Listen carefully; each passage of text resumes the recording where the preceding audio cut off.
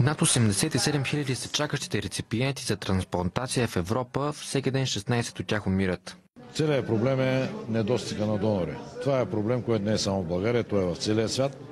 Не случайно се правят всички тези мероприятия за популяризиране на донорството, за работа в тази насока. Европейският ден на донорство и 30-та годишнина от първата трансплантация на сърце у нас за 18 пореден път дадоха публичност на каузата. Кампанията протече под наслов "Частица от теб може да бъде за някого от целия свят".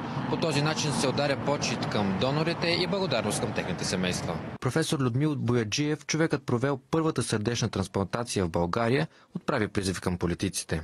Ако искаме да постигнем авторитет с дейността, която правиме, ако искаме да накараме хората да повярват, че това действително е в полза на обществото, трябва не както сега се случва медиците да слушат политиците, а както се случи 86-та година, политиците слушаха медиците и правеха това, което им казваха, че трябва да стане. За новините на TV+, Димчо Йорданов.